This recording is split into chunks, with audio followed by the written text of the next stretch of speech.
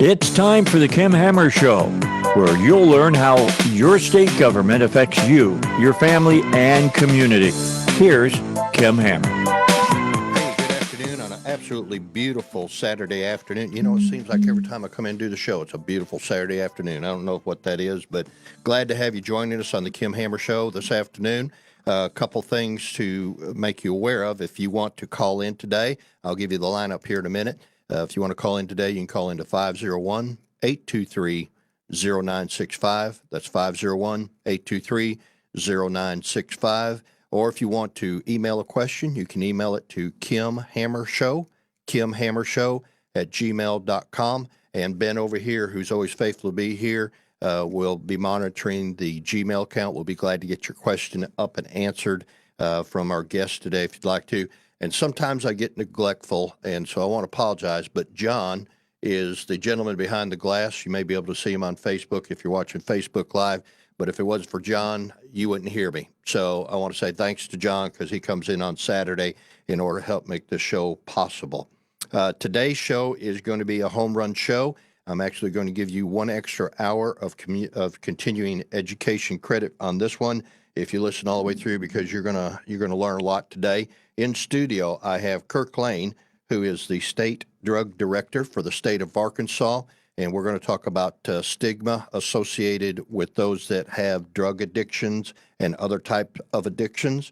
And then I've got Matt Brumley in the studio that'll be taking up the second half of the show today. He is the director of the Saline Health Foundation, also a paramedic and instructor.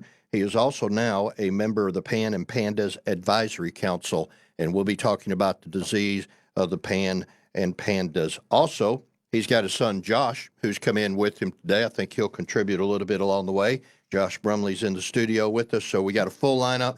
And if possible, if his schedule allows, because he's off doing drill duty this weekend, Tim Griffin is maybe going to call in and just give us a little bit of insight with things going on in the Middle East and everything that's happening over there. And let me not be bashful in saying, if ever there was a time for you to pray for our president, whether you like him or not, this is the time to be praying for him and also for our military that have been deployed to the Middle East. In my opinion, this is part of Hammertone. In my opinion, the president made the right call. He struck with efficiency, just kind of a compliment of the ability of our military force with regards to taking out the number one general over there in the Middle East. And I think that he has probably spared us going into a higher elevated level of possibly going into war. And so I support President Trump in his decision to be proactive and to take that strike.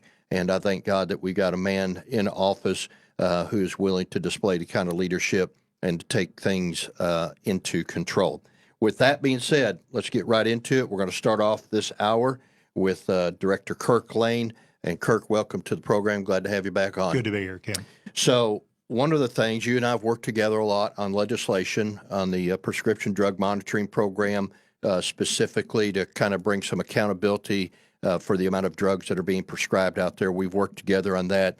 You've taken a lot of leadership role with regard to implementing other programs in the state to deal with the opioid addiction crisis that we're dealing with. So let me just start off by asking you, do you, from your perspective with data that you could back up, if I asked you to show it to me, can you say that we're making a dent for all the things that we're doing as far as curbing it, stopping it, or seeing it decline? Well, I think we are making a dent because, and I say that because the data may not show it, but we have to understand that in our state that things are getting worse as far as the amount of drugs that are coming into our state, amount of illicit drugs that are coming into our state. We're making some headway on treatment. We're making some headway on recovery. But when you have a flood of everything coming in, it could be much worse than what it is. Unfortunately, in the state, we're still seeing things rise and on far as deaths and prescribing much more than the rest of the country is, because we're about 5 years behind the rest of the country of what we're dealing with at a time when heroin and fentanyl in our country is getting worse, really flooding into Arkansas because of our high opioid dependency. So there's pieces and different balances that are in place that we have to continue, and we have to get through hurdles that are thrown in front of us to make all these pieces work and can work more fluidly, trying to get over some of these hurdles. With regards to where the fentanyl and the illegal drugs, if President Trump was to call you and say, Kirk, what do you think I ought to do about where these drugs are coming from? Would be with your law enforcement background, what would you say? Well, we know very frankly that a lot of it's coming from south of the border. Even China, a lot of times brings stuff in through the mail and even north of the border through the Canada trade routes. But the Mexican trade routes, Mexico trade routes are much more fluent in Arkansas and what we're seeing across the board. So dealing with the Mexican trade route and what we're seeing coming up through the border is probably a number one priority. Okay. And we're going to talk about one new program. You were actually interviewed last night on one of the local news networks on the TV, promoting a new program that y'all have started over there. But let me ask you before we focus on that. So we've been behind the last 5 years. What have we done in the last 5 years to catch up? And what have we brought to the table that you're able to put your finger on and say, we've done this, this, this, and this? So it's a whole series of things, probably really lengthy for the show, but as far as really efforts in prevention of getting good prevention efforts out there, treatment, on providing treatment and trying to build treatment capacity across the state. And then enforcement, what we're doing in enforcement and trying to get a big picture of what we can do better in enforcement for not only keeping those enforcement officers safe, but keeping those communities safe about what we're doing. But one of the biggest barriers that we run into is stigma. The way the public perception has always been through a moral lens and not a medical lens. We've always viewed substance use disorder, or a lot of people call it addiction. But the right word to use is substance use disorder, which takes it into a medical lens and starts showing that as a disease and not a criminal offense or not a moral failing. And so stigma and where it is in trying to get prescribers to provide more treatment, try to get enforcement, trying to get churches, trying to get communities to get involved in support of people that are suffering with the disease is we found is the number one thing that we have to overcome. And so that's why we started a new program about Stop Stigma. It's about promoting educational talks and changing our language, which people frame addiction or substance use disorder into that moral dilemma, instead of making it a medical issue like it would be heart disease, like it would be diabetes or anything else. We can deal with that and we can address it. So when you do that, you have people supporting it and that people aren't afraid or embarrassed to go and get help. When we do it, if my high blood pressure, I'm not afraid or embarrassed to get help because I understand that it's a disease and I need to be treated. But if it was something different, like a drug substance use disorder, then I may be embarrassed to go and get treatment for that. And that seems to be the barrier that we're having there. And even getting people, doctors, engaged in providing treatment. A lot of them don't want to be that addiction doctor, don't want to be that substance use doctor because of the stigma that's out there. And it goes across the board in everything we do. All right, and let's touch on that for just a second. With regards to accessibility to treatment, last time I had you on the show, I think we were talking marijuana back then, which, by the way, I'm still against, but recreational, that is. We had talked about how that clinics were getting set up, but people going to the clinics, the number of people seemed to be coming in under what was estimated to be expected, people to go out there and seek treatment.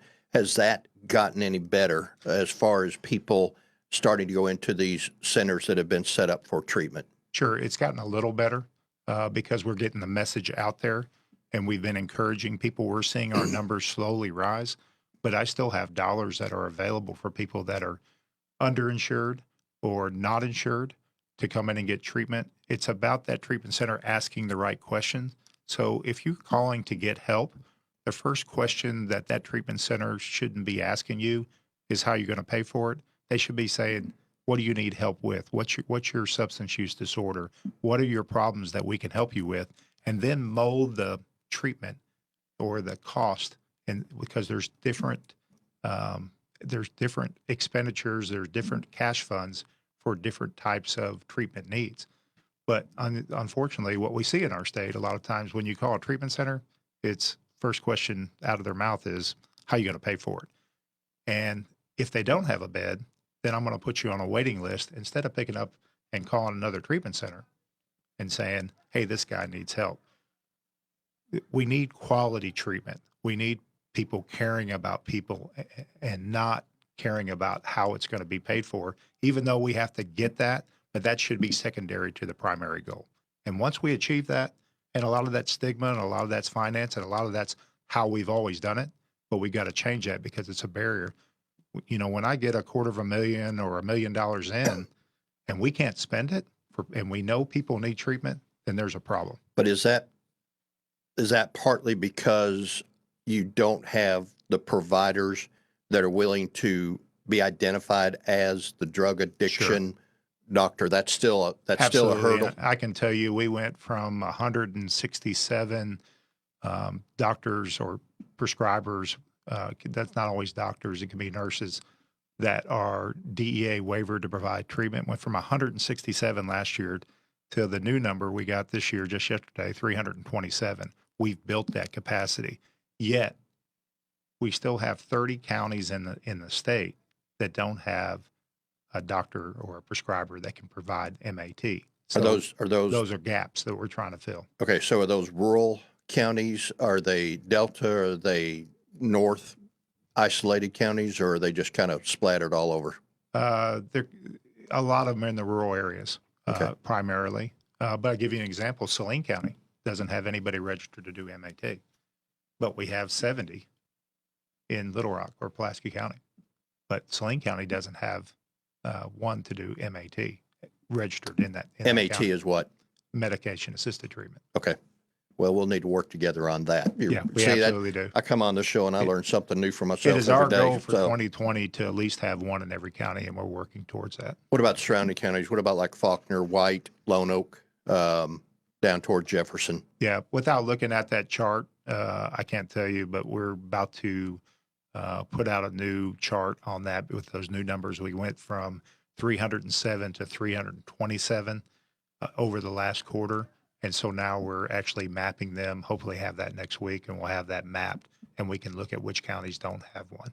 But unfortunately, out of that 327, maybe 30% are not practicing.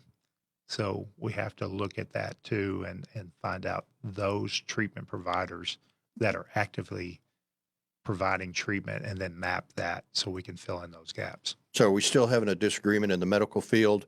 Because we're going to talk about that in a minute about PAN and PANDAS, the perception of, is PAN or PANDAS a real disease or not? Are we still having debates going on in the medical field that the MAT, medical assisted treatment, is not the best option to do it? Is that part of the stigma as far as the way the medical field looks upon it? I think a lot of it's stigma about the perception of, I don't want those people in my clinic. I don't want to be known as the addiction doctor. But it's also education. They don't know the value of treatment.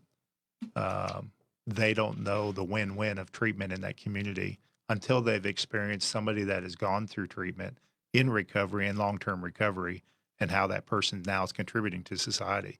And when they start seeing that, and it's that education, it's getting out there and getting that out there to them and seeing the win-win in that, it is. A lot of it is kind of the card I gave you. I know the viewers can't see that, but it says, what does a drug addict look like? And you turn it over and it's a mirror. People that are suffering substance use disorder, a lot of them are not the picture that you saw back in the 60s of somebody in the street corner, a street person.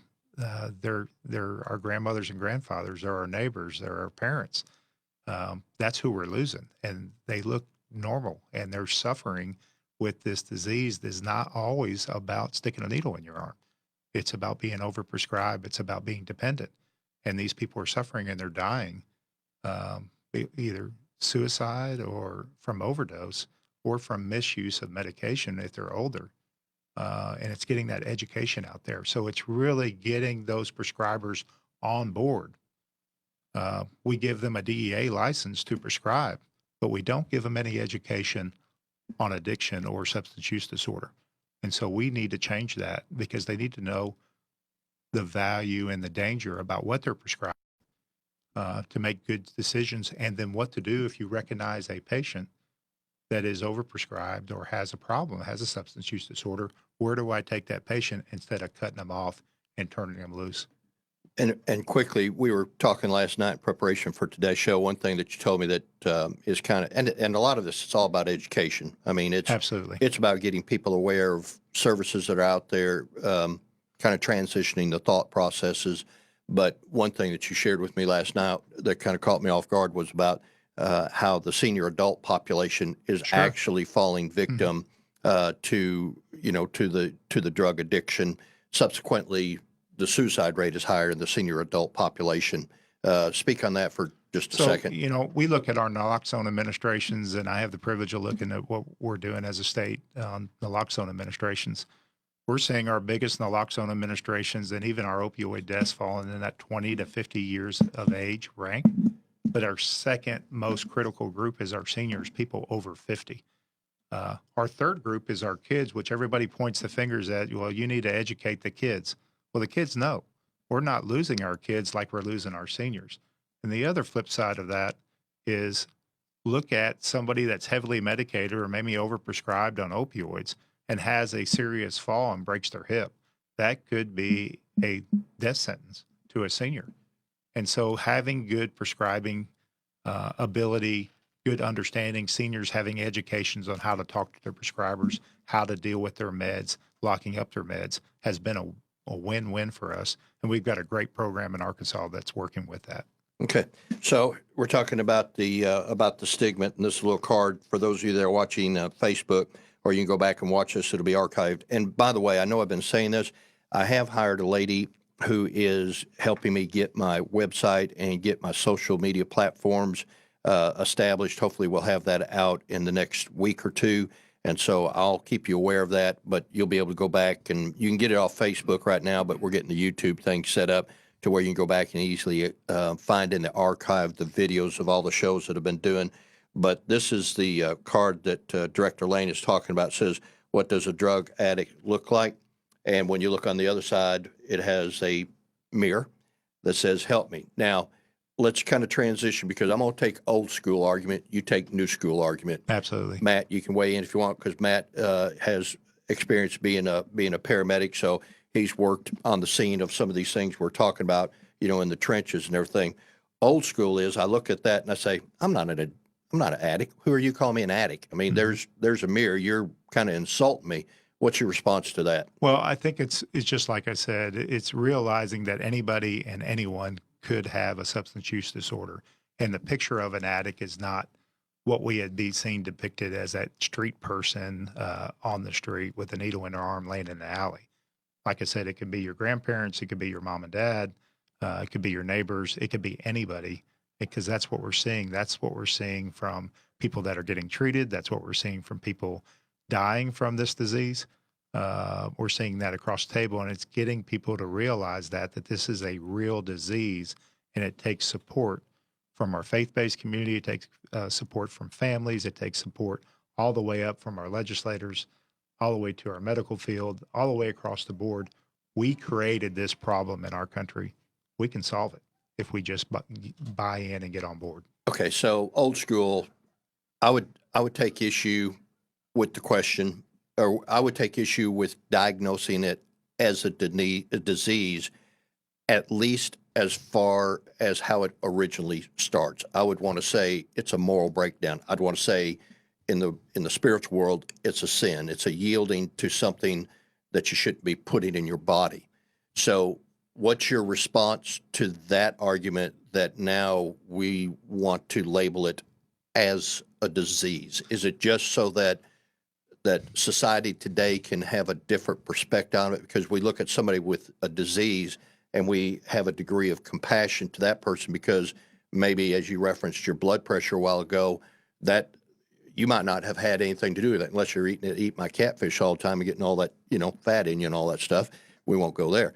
Or, it could be that how is it that we have transitioned to, we want to call it going from a life choice to now we want to say it's a disease?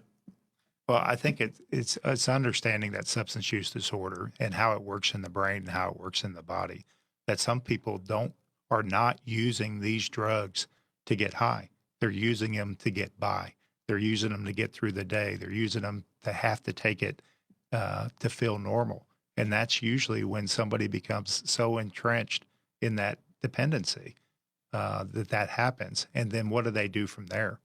When they can't get the drug or when they can't find it from the doctor or they can't get it from their medicine cabinets and they turn to the street like heroin and then fentanyl, because half of the heroin in Arkansas is laced with fentanyl or is pure fentanyl, and it becomes very dangerous and very deadly. So I think we have to relook on how we're doing. What we do realize that what we have been doing year after year of criminalizing it and making people responsible does not work, especially with the opioid crisis. And we have to realize that we have to change, and we have to depict it as a disease and treat it with a medical lens so we can get past it. Okay, we're talking to Kirk Lane, Director, Arkansas Drug Director, and we're talking about stigma. And I would agree on this. The stigma, a person gets a stigma attached to them. And if that stigma becomes a barrier to them seeking out help, then we are going to have a problem as far as people accessing what it takes to get them out of the ditch that they've dug themselves into. Sure. And so one thing I would want the audience, and we're trying to play good cop, bad cop here. You get to be good cop today, okay? But, we want to make sure that people understand.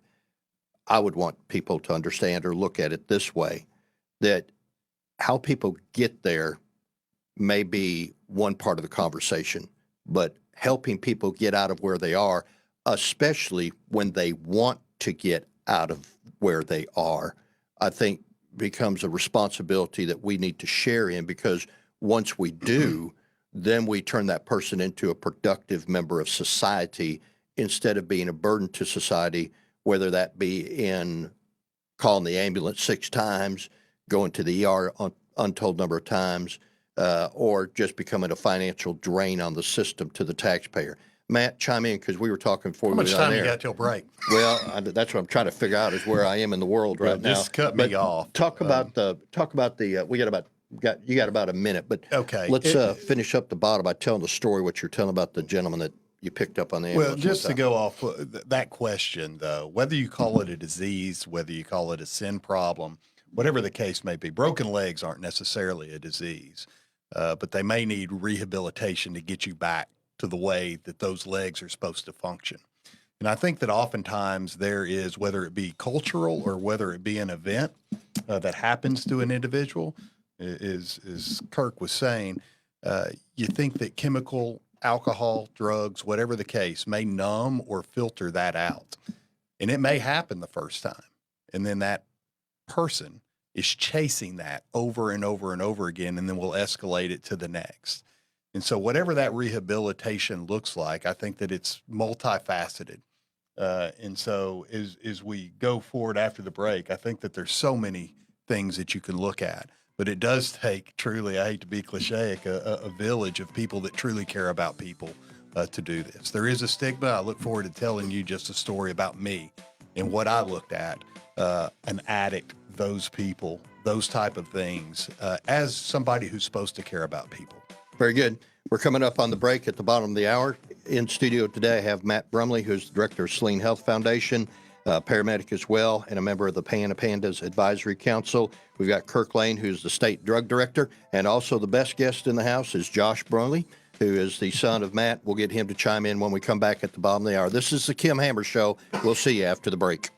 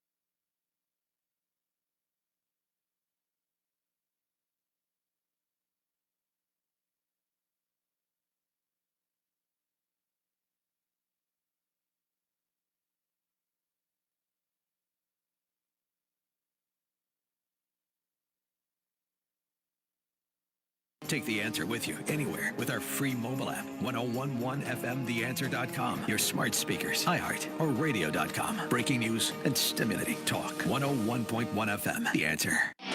101.1 FM, The Answer loves giving away prizes. But hey, like everything else in life, there are some rules. So first, we want everyone to have a chance. So you can only win once every 30 days. Second, we're going to broadcast your name and or voice on the air and probably put it on the internet. Third, if something changes with your prize, we'll substitute it at an equal value. See, that's not bad. All the specifics are at 1011FMTheAnswer.com. Hey, thanks for listening and get ready to win on 101.1 FM, The Answer.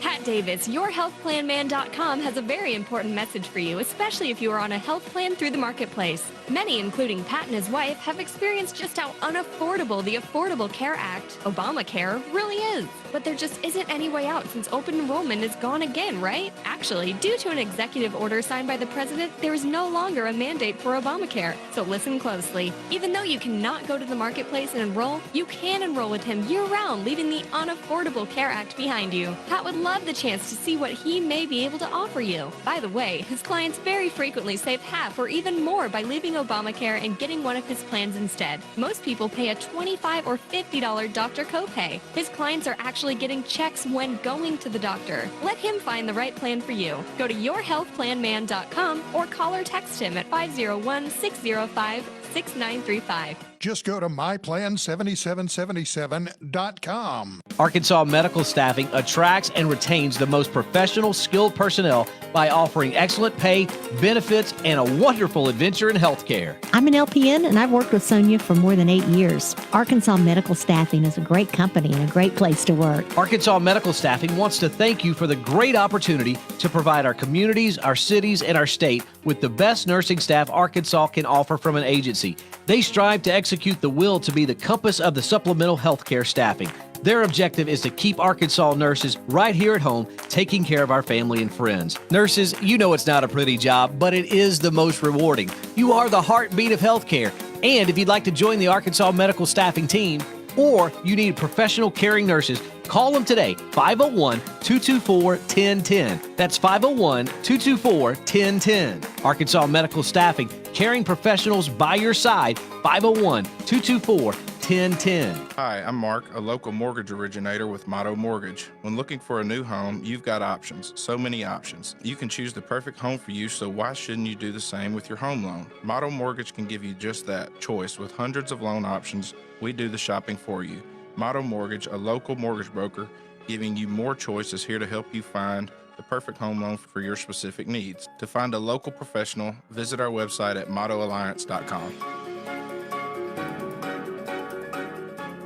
Hi, I'm Karma, a local mortgage originator at Motto Mortgage. The new year is almost here. You're probably already thinking about what changes to make. Be healthier, travel more, worry less. A new year, a new you, right? Wouldn't you like to have a lower interest rate and lower monthly payment to start 2020 off with a bang? Interest rates are trending down to historical lows, and we, at Motto Mortgage, a local mortgage broker, can help you get started. To find a local loan professional, visit our website at mottoalliance.com. Good afternoon. You're back on the Kim Hammer Show here on 101.1 FM The Answer, which, by the way, is now hosting the Rush Limbaugh Show from 11 o'clock to 2 o'clock Monday through Friday. So they're glad to have that programming over here with them at 101.1 FM The Answer.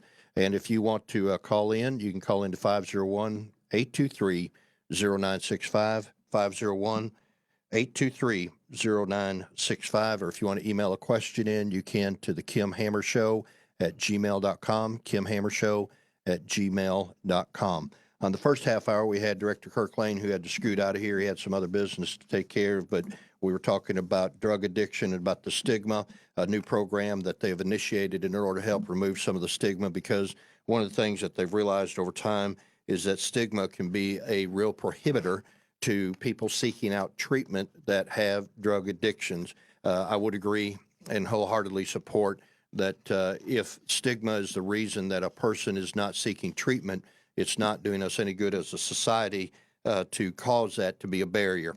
Hopefully, we would want to see that each person that's dealing with a drug addiction or any addiction of any kind for that matter that they would seek out the help. And so I think removing the stigma would remove a big barrier to people seeking out that help.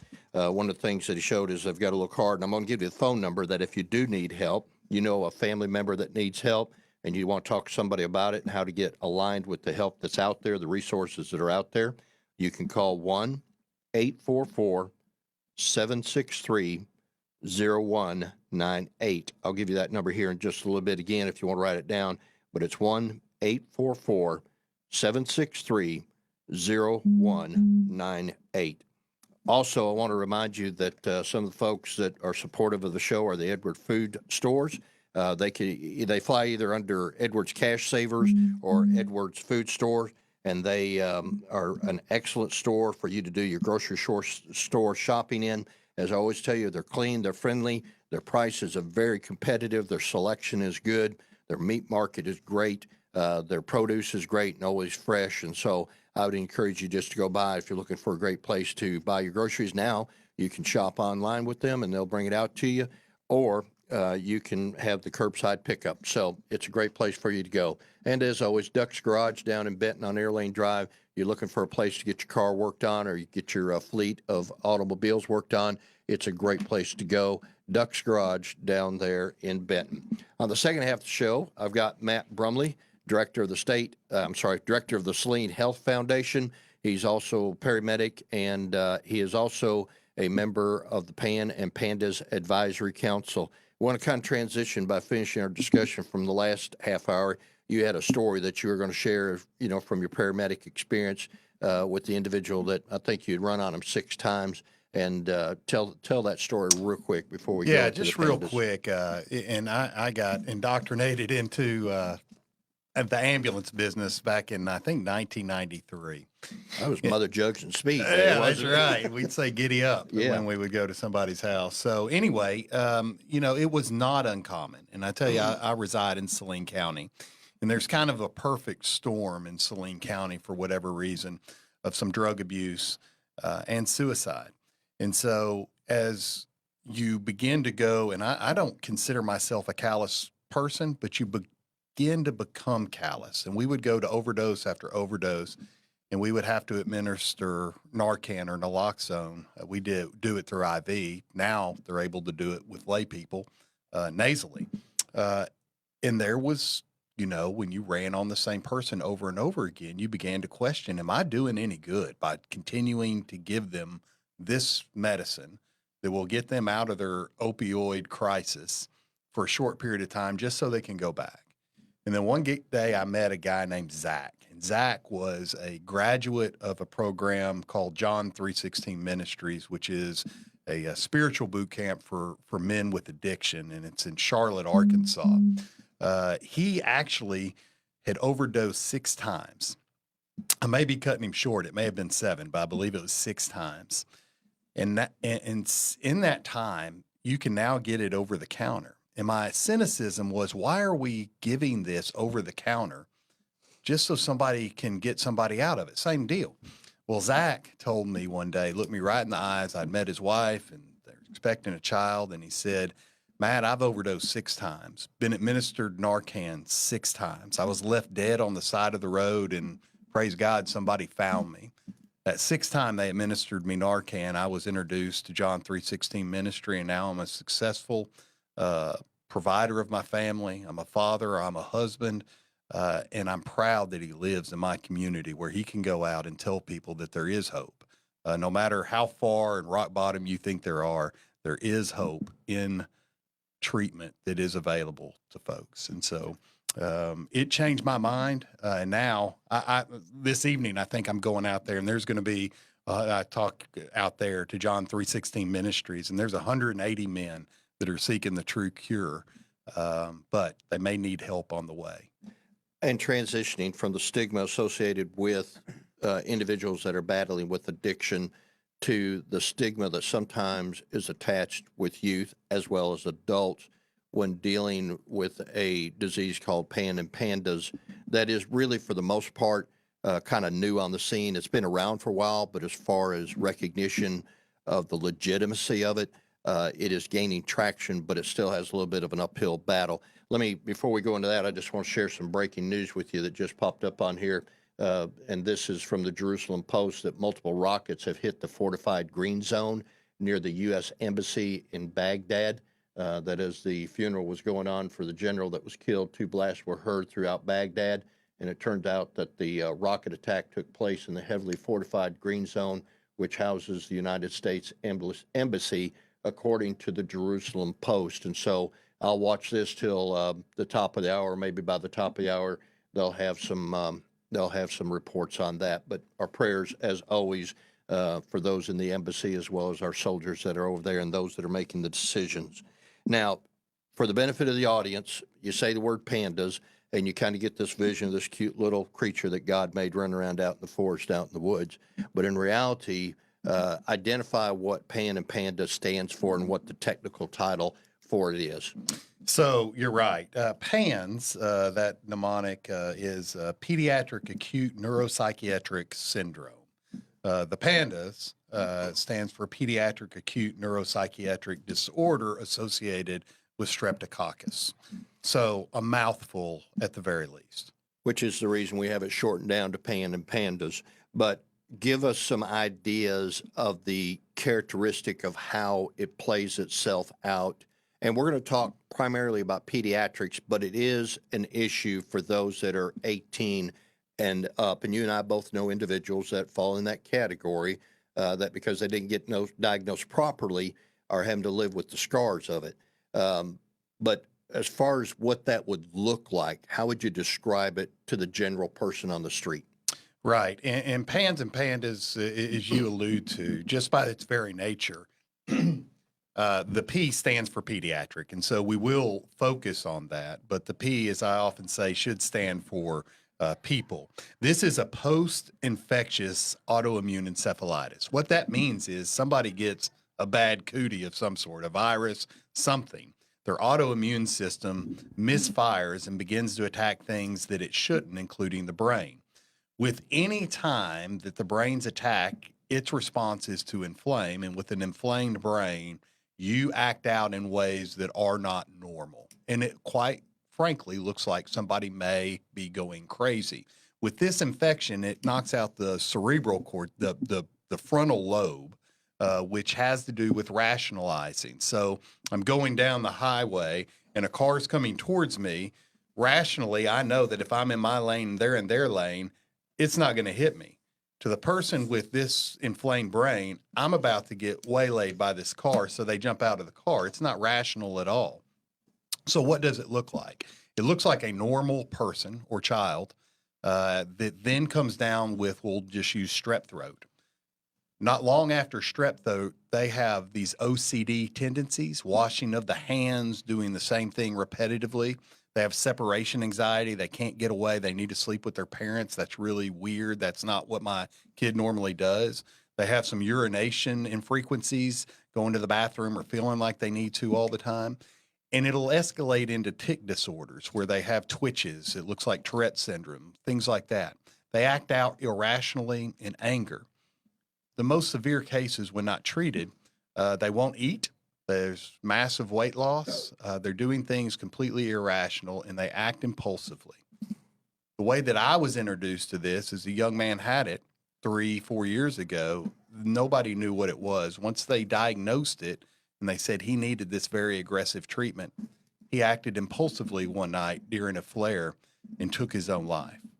We have been introduced time and time again to that same story. And thanks to people paying attention in the great state of Arkansas, and I know you don't like this, but thanks to legislative help for people like you, Senator Hammer, and Representative Les Warren, and many, many more, we now are leading the state and saying these people will get the attention and the treatment that they deserve. And part of adding on to that is what has happened recently with the establishment of the clinic over at Children's Hospital in conjunction, UAMS and Children's working together to establish a PANDAS clinic.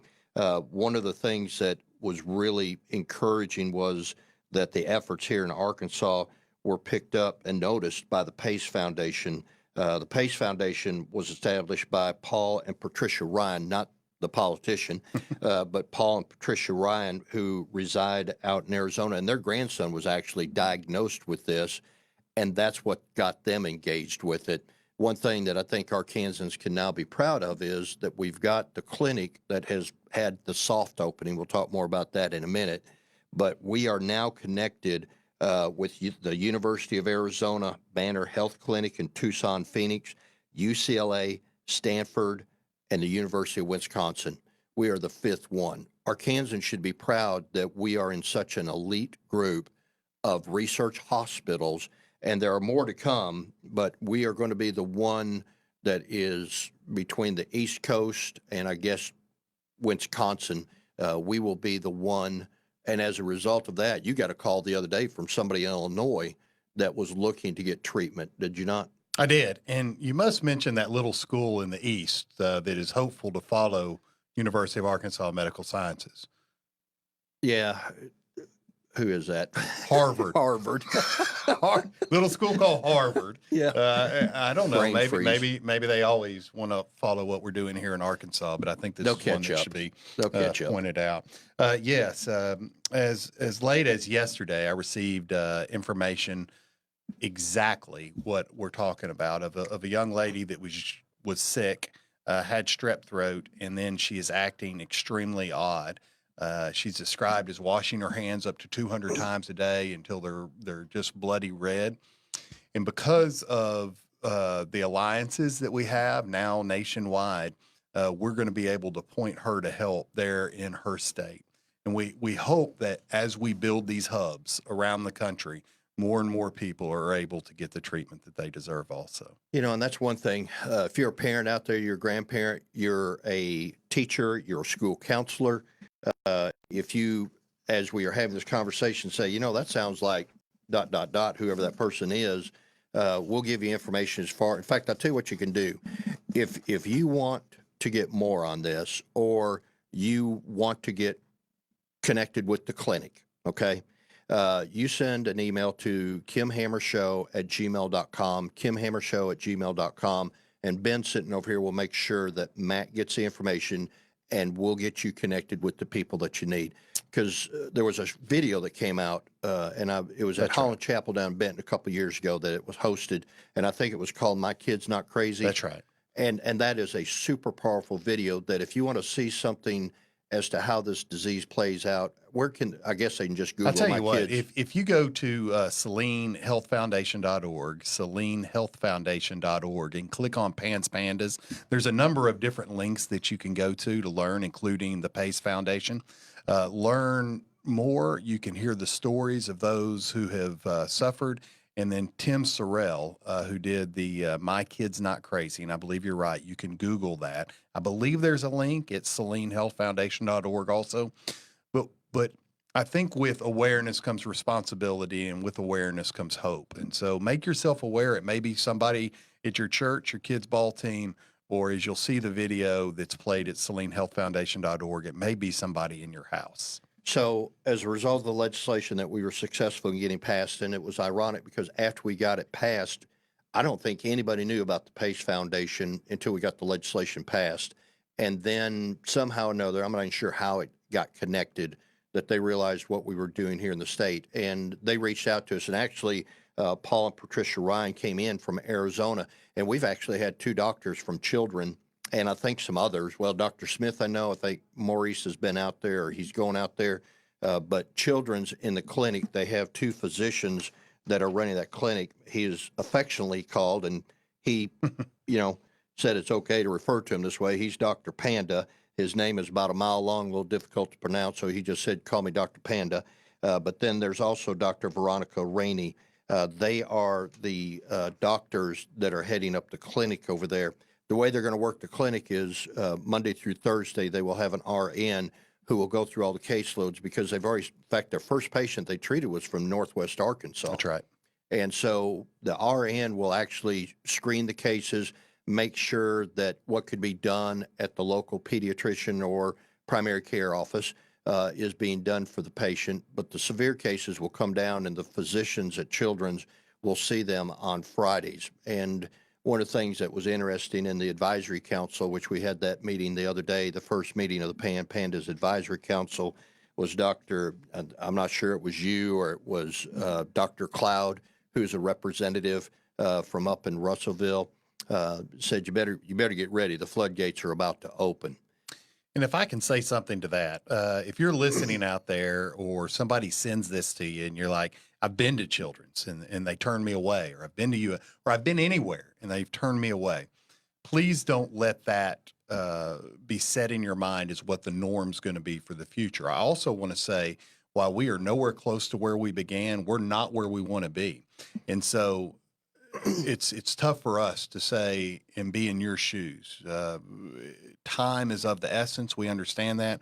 We're working quickly, but we're not where we need to be. There is going to be a long line, and we're working to address that also. Well, and part of the challenge is that, honestly, I didn't even know about PANDAS till about 3 years ago, and this is one of those diseases that is kind of up and coming, and the medical field is still a little bit skeptical about this. And the thing that I would say that would help hopefully offset that is the education that's going to be done. And this is going to be kind of a grassroots effect I see spreading over the medical field. But when you can tag on names like Arkansas Children's Hospital of Little Rock and UAMS of Little Rock, Arizona Banner Health Clinic in Tucson, Phoenix, UCLA, Stanford, University of Wisconsin, and now Harvard is going to come on board, all of a sudden you got to look at this and say, this is the real deal. It's kind of like the stigma of addiction we were talking. That's right. It's a process to turn people's mindset to look at the same old problem from a different set of lenses. And the legitimacy of this to be known among the clinical world is important. The spillover effect, all right? The affected person with that autoimmune encephalitis is the nucleus, but it spills over into the family. There are parents that have lost their jobs because they've got to stay home with their kids. Finances. Their kids can't go to school. They are forever scarred. I've talked to law enforcement that are like, if we tested some of these people that are in the revolving door of incarceration, I guarantee you they would test positive to this. This is something that must be paid attention to. It is being paid attention to. Our school teachers, a counselor, a school teacher, a school nurse sits on this board. This is something that is shaping the future of those that will be affected. Is there a cure? We don't know. I would say no with what we have right now, but there is treatment for this and there is hope. But early diagnosis and Key. running the test, and that's part of what the legislation is intended to do, is to hold the insurance companies responsible. That's right. Instead of being a hindrance to early detection and the things that can be done early on, just like we would want with cancer or any other life-threatening disease, that we would make early diagnosis and get it into the discussion that this may be what it is. Because if, for example, and this is going to be one of those shows where I get really frustrated because we're going to run out of time, but leave them wanting more instead of wishing the sermon was over. But, you know, in Ohio recently, there was an article you sent me that an individual, did that young boy take his life? He did, and he was diagnosed post-mortem. That's got to stop. The loss of life has got to stop because of this. When we can do something about it, the crippling effect that it has on families has got to stop when we can do something about it. And so those things are taking place, and I'm so hopeful for what you and others are working hard, and we as a state need to stand up. We identify and we point them to the right treatment and the right variables. Well, and what was sad about that article is, as you said, it was after the young man died. That's right. And thank God for a coroner. That's right. That was willing to send the body off for an autopsy, and then they diagnosed that the cause was because he had PANDAS that went undetected. And that is a sad state of affair. With regards, we're talking about the advisory council. That was part of the legislation. So what we have is we have an interdisciplinary team over at UAMS and Children. They're kind of more on the medical level because what they've got to do is get the diagnosis process in place to work with the insurance commissioner of the state of Arkansas so that the codes that are already there, that it can clear a pathway for insurance companies to be able to step up and help take care of the treatment. Worst case scenario, somebody gets diagnosed with it, but they get diagnosed late. They're going to have a treatment of, what is it called? IVIG, IV IV immunoglobulin. And so just like cancer, any other disease process, there's different levels of treatment. We want to catch it early. We do not want to burden insurance companies nor families with a high cost of catching it late. So really, our thought process is we don't want literally a person institutionalized for the rest of their life, long-term psychiatric treatments with no hope at the end. Because they've been Huge drain. misdiagnosed. Because of misdiagnoses and not teaching people is one of the big things, that this may be this. It may not be. There may be a totally different problem going on, but those that we can help. Our best guest here lost his best friend at this. And so that's how I learned about it. That life was not in vain. Max Wallace's life is going to lead to the treatment and the successful treatment of thousands of people in the future. And so that's why I'm honored to be able to work alongside people like you for this, for Max and living life to the max. And there is, living life to the max is, in honor of Max Wallace, who lost his life. One thing I want to do with the limited time we got left is talk about the PAN and PANDAS Advisory Council, because I want people to know the Interdisciplinary Council was established by Children's and UMS together. The Advisory Council was actually a combination of legislative appointments and governor appointments. So who we have on it, we have 2 senators, 2 representatives, medical professional.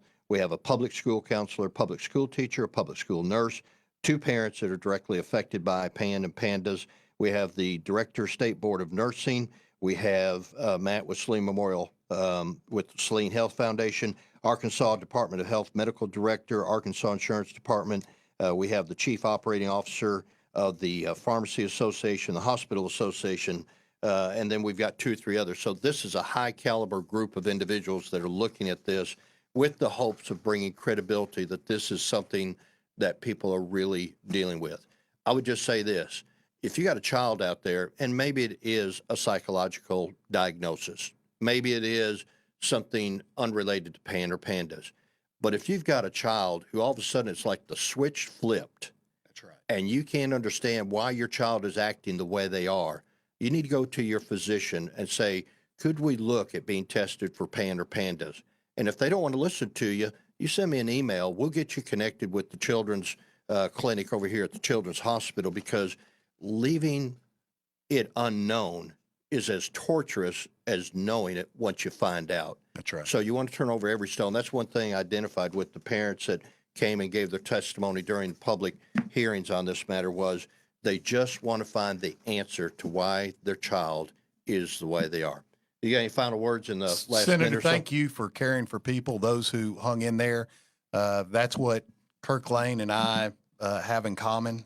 No matter what it is, let's look out for each other. Very good. We were not able to get Tim to call in. Tim is actually off serving this weekend. He didn't know if he could get it in. We'll try to get him on next weekend when he's back in state.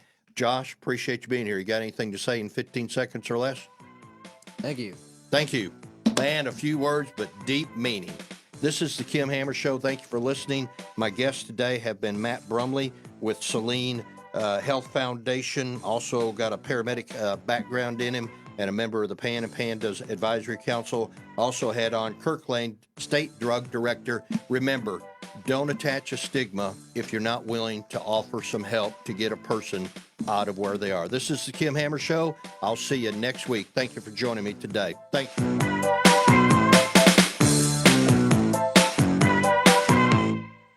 101.1 FM, The Answer. KDXE FM, Kamak Village, Little Rock. A Salem Media Group station. 101.1 FM, The Answer.